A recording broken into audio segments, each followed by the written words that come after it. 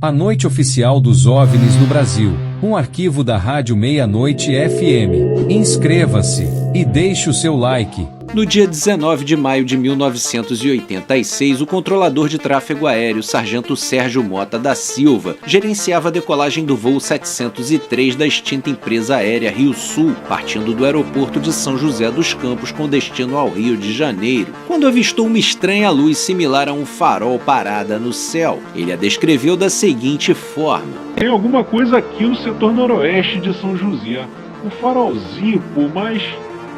eu tô olhando bem, o bicho tá parado, nem sobe, nem desce, não vai pra esquerda, nem pra direita, tá paradinho lá." "Não, tô olhando, não é estrela não, é um farol." Não dá pra distinguir nada, é só um foquinho de luz.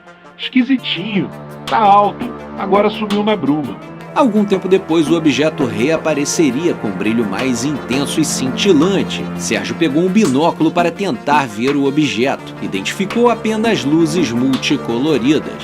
E assim começou o maior incidente ufológico do Brasil, tido por muitos especialistas como o maior avistamento simultâneo do mundo. Pouco tempo depois, o couro comeu em terra tupiniquim, se estendendo até o Uruguai. 4 estados relataram simultaneamente avistamento e presença de objetos voadores não identificados em seus radares. Foram eles Rio de Janeiro, São Paulo, Minas Gerais e Goiás. No aeroporto de São José dos Campos, o controlador de voo diminuía e aumentava as luzes da pista enquanto os objetos respondiam aproximando e afastando-se do local. Na Escola de Especialistas da Aeronáutica em Guaratinguetá, centenas de pessoas testemunharam o fenômeno a olho nu. 3 voos acusaram a presença dos objetos em seu campo visual, inclusive relatando receio de colisão. Dezenas de passageiros fizeram seu primeiro contato imediato nesse dia. Um dos voos era da TAM, o outro da empresa Transbrasil, e o terceiro e mais importante deles era um bimotor Xingu, que retornava de Brasília com o coronel Osíris Silva, um dos homens mais respeitados na época por sua imensa capacidade intelectual, nomeado presidente da Petrobras. 3 luzes nesse momento rodeavam o aeroporto de São José dos Campos, e o coronel tentou uma manobra de aproximação, mas as luzes desapareceram imediatamente. Foi nessa altura que os primeiros 3 objetos surgiram nos radares do Sindacta, confirmando a existência física como objetos sólidos em nosso espaço aéreo.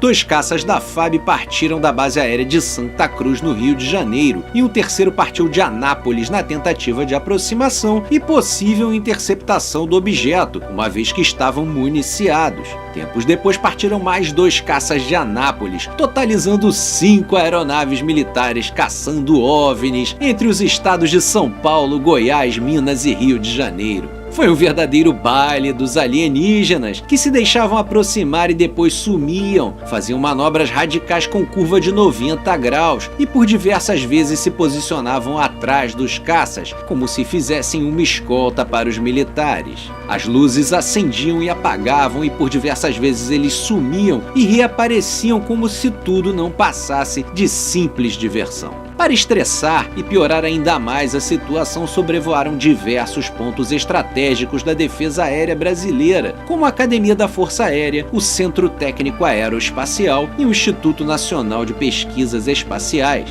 Existem inúmeros relatos civis de avistamentos nessa noite, e os controladores de voo, que nunca viram nada igual, conversavam entre si nos diversos aeroportos do país. E foi de Brasília que veio a seguinte frase: "Boa noite e bem-vindos ao Festival dos Discos Voadores. Tá uma loucura isso aqui, cara." Posteriormente foram confirmadas pelas autoridades da época a presença de 21 objetos não identificados sobrevoando nosso espaço aéreo. Os OVNIs confirmados foram apenas aqueles onde existiu contato visual e dos radares ao mesmo tempo. Os demais foram descartados.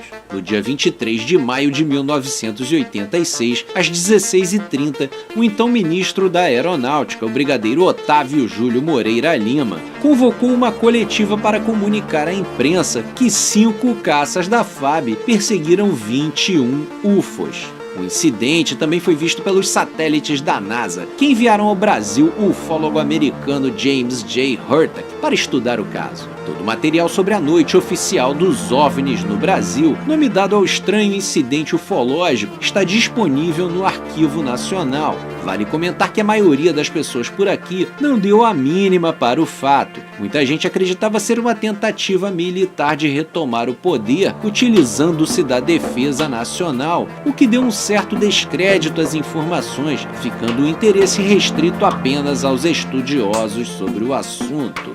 Gostou desse vídeo? Deixe seu like e se inscreva no canal.